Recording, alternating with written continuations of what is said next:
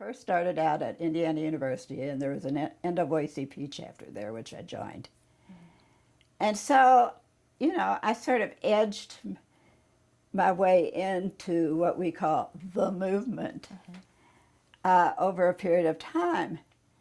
But when I was in my 20s and came back to Louisville from California, the first thing I did was join the ACLU.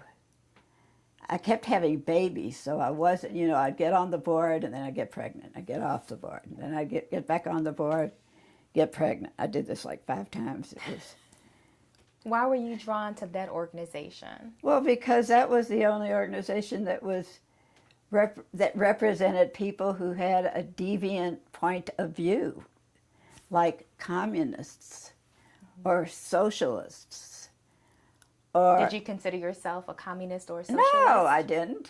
Not at all. But I believed that we had a right to believe or think whatever we wanted to. And so, no, I was an English major. I just, you know, it just pissed me off that the government was so intrusive on personal lives. I just thought it was inappropriate and unconstitutional. And I didn't want anybody telling me what I could or could not believe. Do you remember the first case or activity you were involved in on that board or as a member?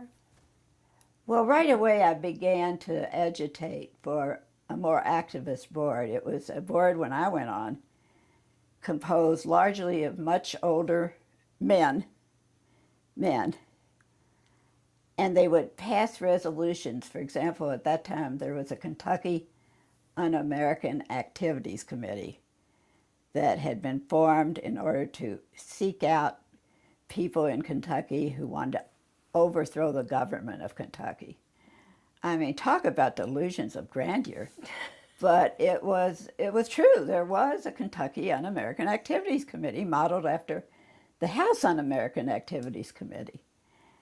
And the board was very opposed to it, passed a resolution condemning it, and never, ever released it to the press. I mean, if a tree falls in the forest and there's nobody there. So from the very beginning, I was very dissatisfied with its quiescent approach to civil liberties violations. And I'd get off the board, and then I'd get back on. And over a period of time, I began to lobby for new, young blood, and also male, something other than white males, and women. And I was elected as president in 1968, and the first thing I did was create a women's committee. Why was that important to you, that women be represented? Because we're over half of the population.